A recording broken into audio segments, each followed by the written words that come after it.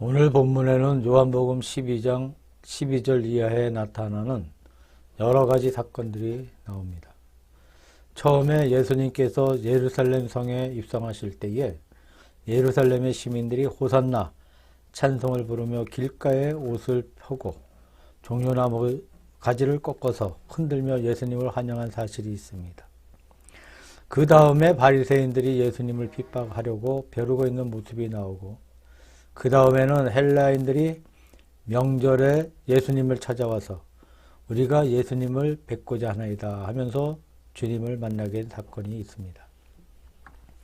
또 36절 이하의 말씀을 보면 바리새인이 예수를 핍박하고 예수를 없애기 위해서 모략을 꾸미는 가운데 예수님께서 몸을 숨기셨다는 말씀이 있습니다. 이 짧은 부분 가운데 예수님께서 환영받으신 사실과 배척을 받으신 사실이 기록되어 있습니다. 이렇게 환영과 배척을 받고 있는 모습을 볼 수가 있는데, 이 사실을 보면서 환영과 배척이라는 제목을 생각해 보았습니다. 예수 그리스도의 일생은 환영과 배척의 교차선에서 진행되었다고 말씀드릴 수가 있습니다. 예수님께서 나셨을 때 목자가 찾아왔고 동방의 박사들이 멀리서 찾아와 경배를 하며 예물을 바쳤고, 시므온과 안나가 예수님께 대하여 예언을 하며 기뻐했던 사실이 있습니다. 그런가 하면 그 당시에 헤롯 왕이 아기 예수를 없애기 위해 베들레헴 근처에 있는 모든 아기를 다 죽이고, 그래서 베들레헴에 전무후무한 큰 통곡이 일어났던 사실이 있죠. 그리고 아기 예수님께서 애굽으로 도피해 가신 사건이 나오고 있습니다. 나실 때부터 한편에는 환영하는 무리가 있었고 한편에는 박해하는 무리가 있었습니다. 자, 환영과 박해가 또 배척의 교차선에서 예수님의 지상 생활이 시작되었다고 할 수 있겠습니다. 예수님께서 주로 복음을 선포하신 무대는 갈릴리 지방이었습니다. 갈릴리를 중심으로 복음을 전파하셨는데 갈릴리 지방에서 점점 박해가 일어나기 시작하면서 결국 갈릴리 지방을 떠나게 되었고 예루살렘에 가셔서 십자가에 돌아가시게 됩니다. 예수님께서 갈릴리에서 떠나가실 때 바로 곧장 남방으로 가지 아니하시고 북방으로 후퇴하셨습니다. 시돈과 두로 지방에 가셔서 거기서 가나안 여인을 만납니다.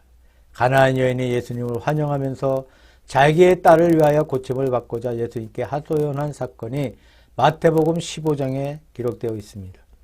예수님께서 자녀의 떡을 취하여 개들에게 던짐이 마땅치 아니하니라고 말씀하실 때 주여 올소이다마는 개들도 상에서 떨어지는 부스러기를 먹습니다 라고 응수합니다.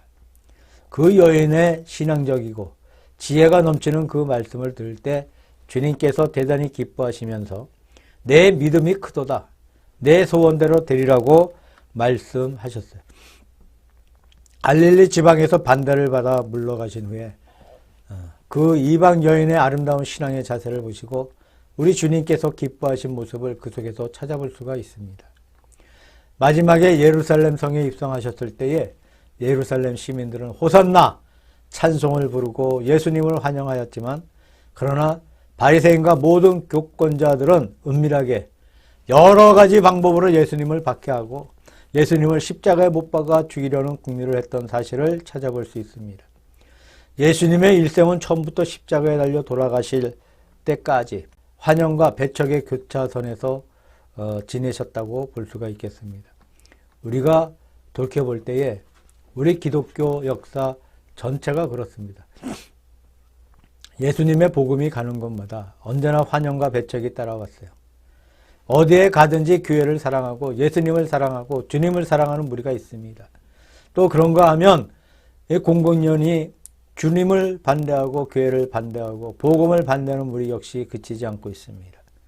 물론 여러 가지 이유가 많이 있겠습니다만 아무리 이유가 많다 해도 근본 자세는 환영하는 자세냐 배척하는 자세냐 두 가지라고 볼 수가 있죠. 환영하는 자세를 가진 사람들은 모두 어려운 문제를 하나님이 주시는 연단으로 믿고 참고 견디고 넘어가 오히려 그 모든 문제를 통해 더 믿음이 돈독해집니다. 배척하는 사람들에게는 모든 문제가 배척에 이용되고 그것 때문에 신앙에서 더 멀어져 가는 모습들을 볼 수가 있습니다. 환영과 배척은 예수님의 생애만 그런 것이 아니고 교회 역사에서만 그런 것이 아닙니다. 우리 개개인의 생활도 자세히 살펴보면 거기에 환영이 있고 배척이 있어요. 자, 환영과 배척이 우리의 생활 속에서도 교차하고 있다고 말해도 과언이 아닐 것입니다. 그러면 우리가 어떻게 환영과 배척에 대처해야 합니까? 여기에서 환영과 배척을 대하는 우리 주님의 숨과 모습을 볼 수가 있습니다. 이 모습을 통해서 예수님께서 환영과 배척에 대처하시는 방법과 그 비교를 배워서 우리 역시 이런 모든 환경에서 승리를 거둬야 한다고 믿습니다. 환영과 배척에는 하나님께서 주시는 환영이 있고 하나님께서 주시는 배척이 있습니다. 동시에 마귀가 주는 환영도 있고 마귀가 주는 배척도 있어요. 예를 들면 가정에서 사랑하는 자녀에게 어떤 때에 아버지 어머니가 그 자녀를 좋아하고 사랑하고 반기고 기뻐하는 그런 모습을 볼 수가 있습니다. 또 어떤 때에는 아버지와 어머니가 자녀 때문에 걱정하고 꾸짖는 모습을 볼 수가 있습니다. 아버지의 사랑, 아버지의 노여움, 그것은 모두 자녀에게 유익한 것이죠. 다 자녀를 위한 것입니다. 그러나 마귀가 우리를 환영한다고 하는 것은 결코 우리를 환영하는 것이 아니죠. 넘어뜨리려고 하는 환영입니다. 또 마귀가 우리를 배척하는 것도 물론 우리를 해치기 위해 배척하는 것입니다. 이런 점에서 예수님께서 어떻게 환영을 대하시고 또 어떻게 배척을 대하신 것인가 하는 것을 생각해 볼 수 있습니다. 호산나의 환영을 생각해 보겠습니다. 12장 12절 이하에서 19절까지 나와 있습니다만 예수님께서 예루살렘 성에 들어가실 때에 어린 나귀 새끼를 타고 들어가시는데 온 시민들이 호산나의 환호를 부르면서 종려나무 가지를 꺾어서 흔들고 옷을 길가에 펴서 예수님을 환영했다는 그런 기록이 있습니다. 예루살렘 성은 옛날부터 내려오면서 참으로 수많은 유명한 장군들이 말을 타고 입성에 들어가는 모습이 많았던 도성이었습니다. 예루살렘 성에 처음 들어간 장군은 다윗 왕이었습니다. 원래 예루살렘은 이방 사람의 도시 여부스족의 도시였는데 다윗이 여부스인을 결멸시키고 이 성을 점령해서 예루살렘을 다윗성으로 삼았습니다. 그래서 처음 다윗이 개선장군으로 예루살렘 성에 입성했다고 말할 수가 있습니다. 히스기야 왕 때 예루살렘 성이 아수르 대군에게 포위가 된 사건이 나옵니다. 랍사게라는 장군이 예루살렘을 포위하고 협박하고 무섭게 위협을 합니다. 그때 히스기야는 연약한 자기 나라의 군대를 가지고 아수르 대군을 당할 힘이 없어서 이사야 선지자와 더불어 하나님 앞에 간절하게 기도하는 가운데 하나님의 도우심의 능력이 나타나 예루살렘을 위협하는 아수르 대군이 하룻밤 사이에 18만 5천 명이나 죽임을 당했습니다. 그래서 아수르 군대가 철수함으로써 예루살렘이 구원받은 사건이 있었습니다.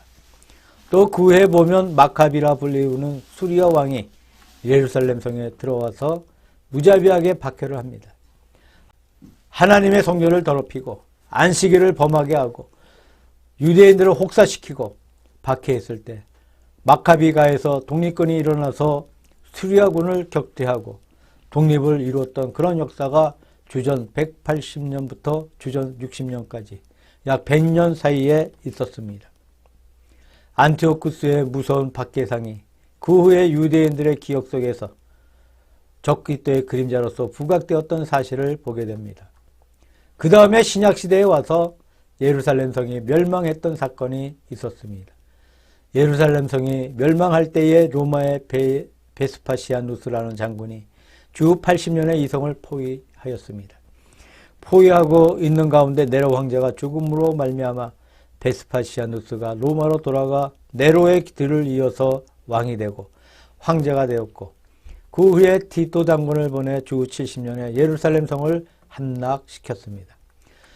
성이 함락될 때 무려 100만 명 정도가 죽거나 포로로 잡혀간 사건이 있었습니다. 이렇게 역사적으로 수많은 장군들이 이 성을 포위하거나 이 성을 공격해서 핍박과 어려움을 많이 겪었습니다. 그러면서 적군이 침입해 들어올 때 그들은 공포에 떨면서도 화를 피하기 위해 호산나를 불렀습니다. 그런데 예수님께서 입성하셨을 때에 마음껏 예수님을 환영했어요. 마음껏 주님을 찬미했습니다. 호산나라는 말은 주여 구원하옵소서라는 말씀인데, 주여 이제 우리를 구원해 주옵소서. 그들은 예수 그리스도께 굉장한 기대를 걸고 있었습니다. 오랜 이방 사람의 속박 아래 살던 이스라엘 사람들이 이제 메시아를 통해서 독립을 이룩하고 로마의 군대를 무찌르고 이방을 지배하던 옛날 다윗 왕국 같은 왕국을 이룩한다는 것이 그들의 가슴속에 있던 구원관이었습니다. 그런 의미에서 예수님을 환영했던 사실을 볼 수가 있습니다. 물론 그 환영은 무척 좋고 아름다운 사실이었다고 생각됩니다. 예수님도 대단히 기뻐하신 모습을 본문 가운데 볼 수가 있습니다. 그러나 그 후 며칠이 되지 않아서 예루살렘 시민들은 바리새인들의 시킴을 받아 입을 모아서 예수를 십자가에 못 박게 하소서, 바나바를 놓아 주소서 하면서 예수님을 십자가에 못 박고 바나바를 놓아달라고 부르짖던 사실을 보게 됩니다. 엄격하게 따져볼 때 앞에서 호산나를 부른 무리와 십자가를 외친 무리는 다른 무리였다고 생각됩니다. 호산나를 부른 사람들이 그대로 십자가에 못 박게 하소서라고 소리친 사람들이라고는 믿어지지가 않습니다. 그러나 예루살렘 전체의 분위기는 그랬어요. 호산나 무리가 예수님을 환영하는 분위기가 온 성에 넘쳤어요. 그러나 며칠 후에는 예수님을 십자가에 매달라는 십자가의 무리가 득세해서 호산나 무리가 어디로 갔는지 간 곳이었고, 전부가 다 예수를 십자가에 못 박아 죽이라고 하면서 무슨 이유인지도 모르고 무슨 죄를 지었는지도 모르고 그런 흉측한 무서운 말을 예수님께 퍼붓는 사실을 보게 됩니다. 하여튼 예루살렘은 변했어요. 며칠 전에는 호산나를 외쳤고 며칠 후에는 십자가를 외쳤습니다. 무엇 때문에 그런 것입니까?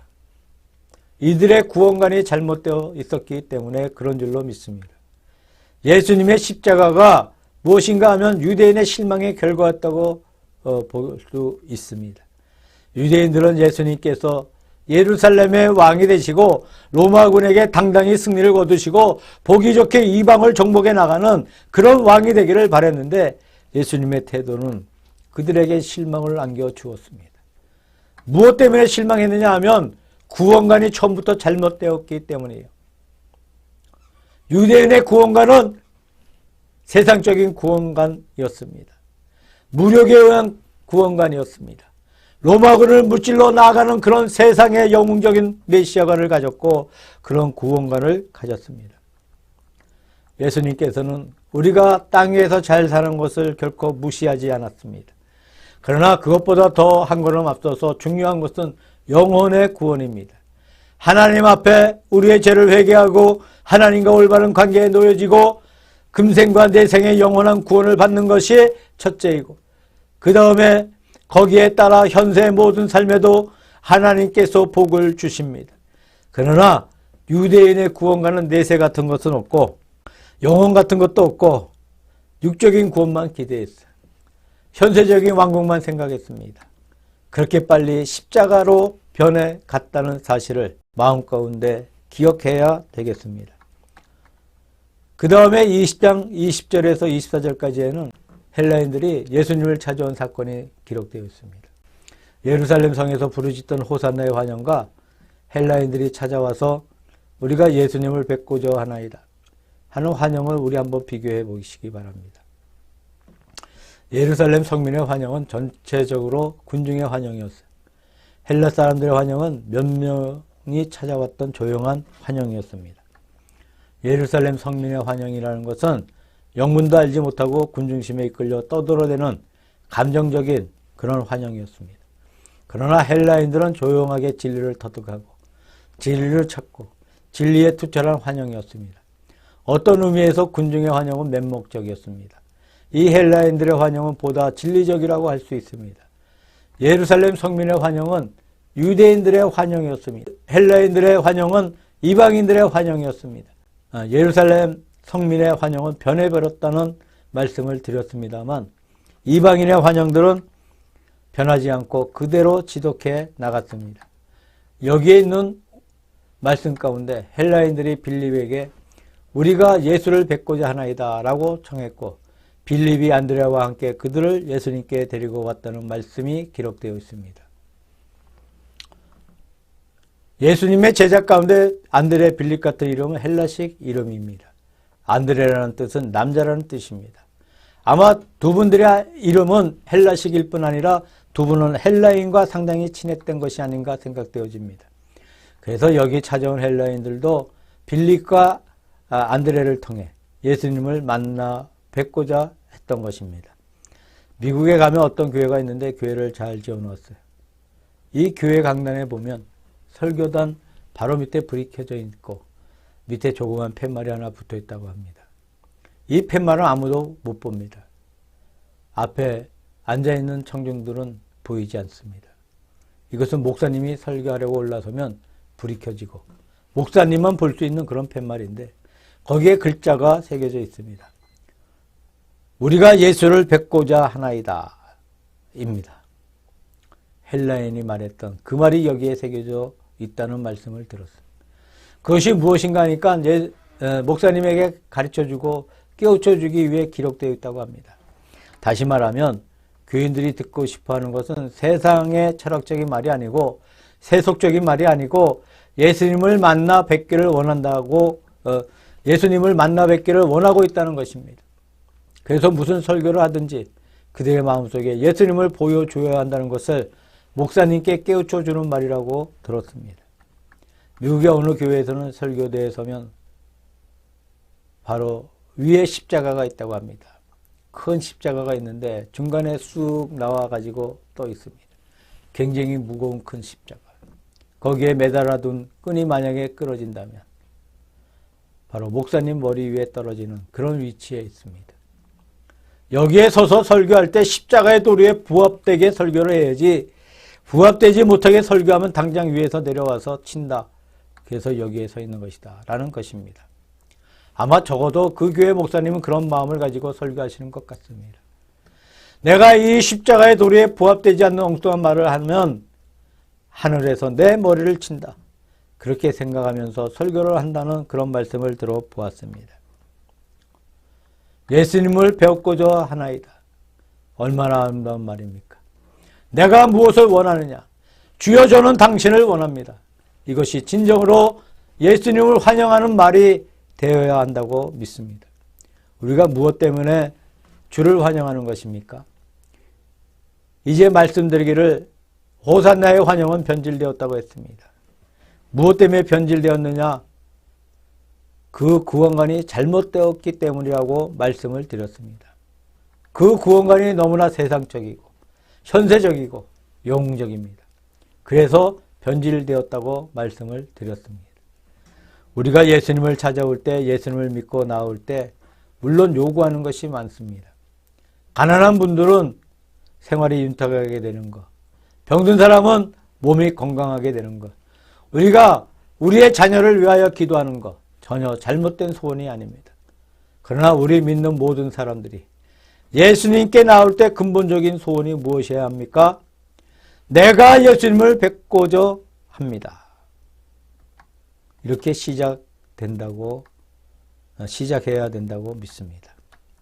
우리가 예수님을 보지 못하고서 아무리 생활이 부유해지고 아무리 몸이 건강해지고 아무리 자녀가 잘되고 아무리 무엇이 잘된다 하더라도 그것이 정당한 요구가 아닙니다. 가장 중요한 문제는 나와 주님과의 관계입니다. 나와 주님과의 관계가 정당한 위치에 서 있고 내가 주님을 만나 배울 때 그것이 우리가 주를 올바르게 환영하는 것이고 올바르게 주 앞에 나오는 것이고 올바르게 주님을 맞이할 수 있는 것이라고 생각해 볼 수 있습니다. 예수님은 전혀 기대하지 않던 곳에서 환영을 받았어요. 기대한 곳에서는 오히려 배척을 받았습니다. 예수님께서 가버나움에 오래 계시면서 가버나움을 본거지로 삼아 갈릴리 전도를 하셨습니다. 그러나 가버나움이 끝끝내 회개하지 않았을 때 화 있을진도 가버나움아 화 있을진도 고라시나 내가 하늘에 올라갈 것 같으냐 음부에 떨어지리라고 하신 말씀이 기록되어 있습니다. 거기에서 권능을 가장 많이 행하셨어요. 가장 많은 말씀을 하셨습니다. 근데 오히려 그 성을 회개하지 않았어요. 그래서 예수님께서 실망하십니다. 그렇게 실망하신 사실이 나옵니다. 그와 반대로 이제 말씀드린 것처럼 가나안 여인의 경우는 그나마 예수님께서 그녀에게 냉정하게 대하셨는데도 불구하고 아름다운 믿음을 가지고 예수님께 나왔어요. 예수님께서 기뻐하셨습니다. 마태복음 8장에 보면 백부장이 나와요. 로마의 군인 백부장이 예수님께 나와서 자기의 종을 위해 기도했습니다. 예수님께서 내가 가서 고쳐주리라고 말씀하시니까 그렇지 않습니다. 주께서 내 집에 들어오시면 나는 감당하지 못하겠사오니 다만 말씀으로만 하옵소서. 그러면 내 한이 낫겠사옵나이다.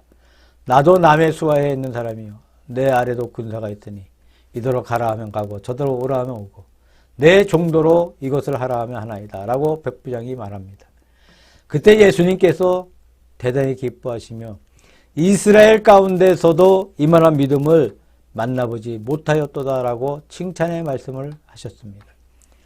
기대한 이스라엘 백성에게는 기대만큼 소득이 나오지 아니하고 전혀 기대하지 아니했던 이방의 여자에게서 이방인의 군인에게서 로마 백부장에게서 이런 좋은 믿음을 발견하실 때에 주님이 기뻐하신 사실을 볼 수가 있습니다. 지금도 많은 교회들이 어떤 사람은 힘을 기울여서 노력을 해서 잘 믿도록 가꾸어 놓았는데 엉뚱하게 다른 교회로 이단으로 빠져버리고 어떤 사람은 그렇게 힘을 안 썼는데도 잘 믿게 되는 것을 볼 수가 있습니다. 기대한 곳에서 기도한 것만큼 나오지 못하고 기대하지 않은 곳에서 의외의 소득이 나오는 경우를 많이 볼 수가 있습니다.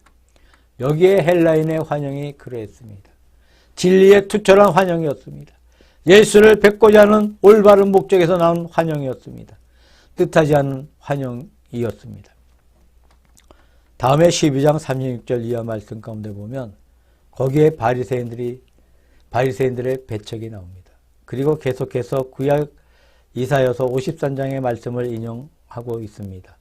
주여 우리에게 들은 바를 누가 믿었으며 주의 팔이 네게 나타났나이까. 저희 눈을 멀게 하시고 저희 마음을 완고하게 하셨으니 라는 말씀이 나옵니다.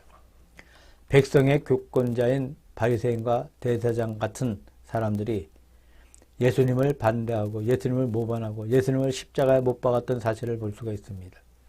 이런 일이 예수님의 마음을 아프게 하고 상하게 했다고 생각합니다. 결국 예루살렘 도성이 멸망당하였고 이스라엘 백성들은 그 후에 사방으로 흩어진 백성이 되었고 아직도 그 흩어짐이 끝나지 않았습니다. 아직도 전 세계에는 이스라엘의 본국에 있는 유대인의 수는 소수이고 다른 나라에 흩어진 유대인의 수가 몇 배나 더 많은 것을 볼 수가 있습니다. 아직도 그 죗값을 덜 치루었다고 할 수 있습니다. 왜 그런 것이냐 하면 그들이 메시아를 배척했기 때문에 그런 결과를 초래하게 되었다는 말씀입니다. 여기에 그들의 마음을 완고하게 하셨다고 말씀하고 있어요. 해변에 가보시면 해변의 돌들을 볼 수가 있습니다만 해변의 파도가 쉬지 않고 덮쳐와요. 그 물의 힘에 돌들이 마찰되어 깎이고 또 깎이고 깎여서 돌들이 동글동글하게 보기에도 예쁘게 되어 있습니다. 그런 예쁘고 매끄러운 돌이 해변가에 많은 것을 봅니다. 그 돌들을 보면 아름답고 보기 좋고 어떤 돌은 또 색이 있어 더욱 보기 좋은 것을 보게 되죠. 돌은 그렇게 파도에 마찰이 되어 보기 좋습니다. 사람의 마음은 그렇게 되면 안 돼요. 사람의 마음이 어딘가 닫혀 있어서 고정화되고 완고하게 되고 손톱도 들어가지 않고 감화도 받지 아니하고 완고한 자기 주관에 잡혀있는 그런 마음이 되면 불쌍한 영혼이라고 생각됩니다. 하나님께서 이스라엘 백성에게 은총을 내려주셔서 구약의 장관 세월과 신약의 장관 세월 동안 복을 내려주셨는데 이 복이 그들의 마음을 부드럽게 하고 진리를 받아들이는데 활용되지 아니하고 오히려 마음을 완악하게 만들고 완고하게 만드는 역할을 했어요. 이것이 이스라엘 사람들이 빠졌던 잘못이었습니다. 우리가 조용하게 묵상해 보면 이것이 우리 믿는 교인들이 빠지기 쉬운 함정이죠. 우리가 성경 말씀을 많이 들으니까 성경을 많이 알고 있으니 그 말씀이 내게 은혜가 되어 부드럽게 하거나 열매를 맺게 하지 아니하고 도리어 반대로 우리 마음을 완고하게 만들어 버립니다. 이것은 믿는 사람들이라면 어느 누구나 빠질 수 있는 함정이 아닌가 생각되어집니다. 오늘 본문 말씀 가운데 두 환영이 있고 한 배척이 나와요. 예수님께서 무리의 환영을 대하셨을 때 예루살렘 도성으로 들어가실 때 묵묵하게 대하셨습니다. 왜냐하면 며칠 후에 당신을 십자가에 못 박으라고 부르짖는 것을 아시기 때문입니다. 그 다음에 헬라인이 찾아왔을 때 24절에 유명한 말씀을 하셨습니다. 한 알의 미달이 땅에 떨어져 죽지 아니하면 한 알 그대로 있고 죽으면 많은 열매를 맺느니라. 이 말씀이 무슨 뜻입니까? 내가 곧 죽는다는 말씀이 아니겠습니까? 너희는 나를 환영해서 보고 싶다고 찾아왔지만 지금 곧 죽는다. 죽는 모습을 너희가 볼 것이다 라는 이야기예요. 이 환영의 뒤에 당신의 죽음이 있다는 사실을 말씀하고 있습니다. 환영과 배척을 연결시켜서 말씀하고 있어요. 그 다음에 예수님께서 바리새인들의 모략으로 십자가를 지고 가실 때 십자가를 지고 가시는 예수님께서 뒤를 돌아보시면서 예루살렘의 딸들아 나를 위해 울지 말고 너희와 너희 자녀를 위해 울라고 말씀하십니다. 이 배척 속에서 예수님은 굴하지 않았습니다. 다시 말씀드리면 우리 주님은 환영에도 넘어지지 아니했고 배척에도 굴하지 아니했습니다. 사람이 환영을 받으면 기뻐서 그만 마음이 부풀어져 넘어져 버립니다. 좋아서 넘어져 버린 구약의 히스기야 왕처럼 병이 나았을 때 너무나 좋아서 마음이 경박해져서 바벨론에서 온 사신들에게 왕국의 모든 창고를 다 보여주었고 그 후에 바벨론에게 멸망당한 만국의 원인이 되었습니다. 평소 같으면 그런 실수를 하지 않았을 텐데 마음이 좋아가지고 마음이 들떠가지고 그런 실수를 범해버렸어요. 또 우리가 배척을 당하고 나면 마음이 낙담해서 그만 실수를 해버립니다. 예수님은 환영에도 넘어지지 아니하고 배척에도 굴하지 않았어. 이 환영과 배척은 어떤 의미에서 동일하게 마귀의 시험이 될는지도 모른다는 겁니다. 예수님께서 이 두 가지 시험을 다 같이 잘 이겨내셨습니다. 우리에게는 두 눈이 있고 두 귀가 있지 않습니까? 두 눈이 있고 두 귀가 있다는 것은 두 세계를 같이 보고 같이 들으라고 하신 하나님의 교훈적인 신체적 구조인 줄로 생각합니다. 우리가 보아야 할 두 세계가 무엇이며 우리가 들어야 할 두 음성이 무엇이겠습니까? 환영과 배척이에요. 환영이 있고 배척이 있는 두 세계를 같이 보고 두 세계의 음성을 같이 듣고 우리가 여기에도 넘어지지 않고 저기에도 넘어지지 않고 신중하게 나가는 모습이 필요합니다. 파스칼은 이런 말을 했어요. 참으로 사랑할 분은 오직 하나님 한 분밖에 없다. 참으로 미워할 사람은 오직 나 자신뿐이다 라고 말했습니다. 오직 하나님을 사랑하라. 자기를 사랑치 말라는 이야기입니다. 오직 자기를 미워하고 남을 미워하지 말라는 말씀입니다. 여기에 환영과 배척을 초월하는 성숙한 믿음을 가진 성도의 아름다운 고백이 있지 않나 생각해 봅니다.